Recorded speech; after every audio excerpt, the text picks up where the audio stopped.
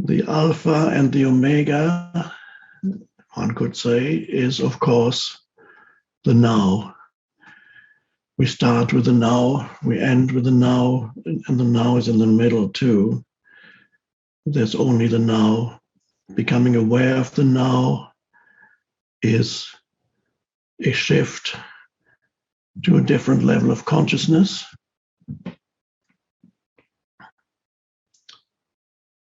It's a very simple thing.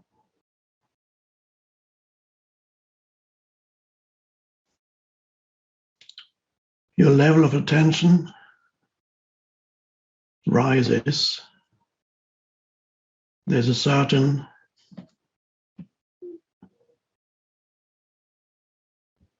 rise in your alertness. And I'm not just talking about it. The words are pointers to that state of presence. And sometimes you can very clearly notice the shift from being immersed in thinking, which is a normal everyday reality for most people. The shift from being immersed in continuous thought processes, and then stepping out of that into presence. It's a little bit like waking up out of sleep. And that's why this term awakening in many spiritual traditions, including ancient ones, is used to describe this shift. So we use a term that everybody is familiar with. When you wake up out of sleep, in sleep, of course, you have dreamless sleep and you have the dream state, and then you wake up out of that. And there's definitely a shift in consciousness when you wake up in the morning. So you were in sleep consciousness, then you wake up. So that's a very easily verifiable shift in consciousness every morning. Or if you have a nap, as I often do in the afternoon, then you wake up. Oh, and animals do it too. If you have a dog or a cat, you can see them, they sleep, they dream, and then maybe you touch them and suddenly they go completely different world suddenly. So the term awakening, which comes from everybody's daily experience, is used to describe something else. Since ancient times, the etymology of the word Buddha means the one who is awake. Buddha is not a name, it's a kind of title. Buddha comes from the Sanskrit root Bud, is to be awake. So the Buddha represents that state of presence, awakeness. When you look at the image of the Buddha images, to me, it's not the image of a person that once lived. I mean, nobody knows what the Buddha looked like, and it represents a state of consciousness. It's a reminder of a state of consciousness. The Buddha represents a state of awakening. In mystical Christianity, Christ consciousness is a similar term you can use. It doesn't matter what label you use, but it's awakening to the Buddha is the one who is awake. Strangely, this is not normally recognized. Jesus talks about staying awake quite often in parables, in little stories. Stay awake. Don't go to sleep, stay awake. This is not usually understood by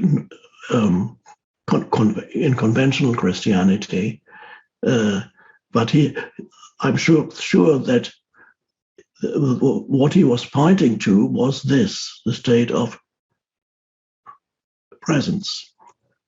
So you can often notice the shift, easily notice when you step out of habitual immersion and identification with the stream of thinking, and suddenly, no, this sometimes happens when something unexpected happens. It can very briefly take you out of the stream of thinking, and you suddenly go. Even an unexpected noise that suddenly happens and you don't immediately know what it is. Let's say you're immersed in the stream of thinking, most of which is quite pointless, and obviously some thinking is very helpful and great, useful, but a lot of it has no purpose except to make you unhappy, but let's put that aside. So, and suddenly there's a noise, and if you're really in that moment for a few seconds, 2, 3, 4 seconds, you're not thinking. You have to be alert. You're trying to figure out what that noise is. But to figure out what that noise is, you need to give it your fullest attention. You cannot carry on thinking. You have to give it your fullest attention. And then after 3 or 4 seconds, probably the mind has interpreted the noise, and now it knows what it is. It then comes up with a label, and then it starts up again and says, "Oh, that's what it is." Or it might not figure out what it is, and then it could be perhaps the state of pure listening carries on for a little bit longer.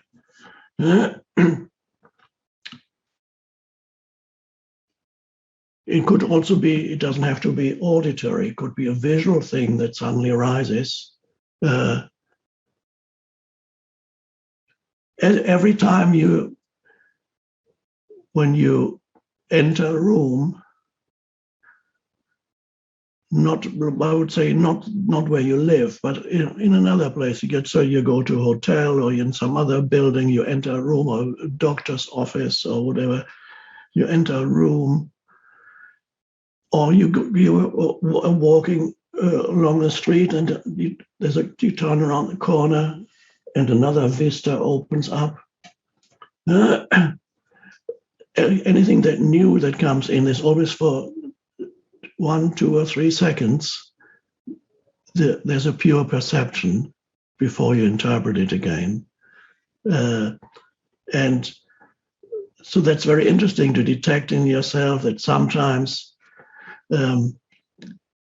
presence can emerge briefly without you realizing it, and then it disappears again. It's immediately obscured by thought again. Then it can stay for a little longer when you're engaged in some activity that requires your complete alertness, dangerous activity, for example, surfing, or even car racing. You have to be really there. You can't be thinking about your problems. Climbing a mountain, climbing up the wall of a mountain. You can't be thinking, okay, you're not even thinking, where is my foot going to go next? You have to be present, and that something else is activated other than the conceptual mind. An intelligence other than the conceptual mind is activated. But the wonderful thing is, once you reach a certain level and you recognize presence, you can choose presence in your daily life. One thing, yes, as I said, is notice when presence arises spontaneously, when you can look at a person. Suddenly a person appears there in front of you, and you look at a person. And again, for 2 or 3 seconds, there's no interpretation yet. And sometimes in those 2 or 3 seconds, you can already sense something about that person. You have an intuitive perception of that person. How deep that is, we don't know. Perhaps you can sense something to do with the personality, or you can sense something deeper that is the actual underlying consciousness, the essence of that person. You can sense that when you are present, you can sense often the presence of the other before you start interpreting the other. You can sense their inherent presence or consciousness beyond personality. You're also aware of personality, but beyond personality, you can sense their, one could say, their beingness.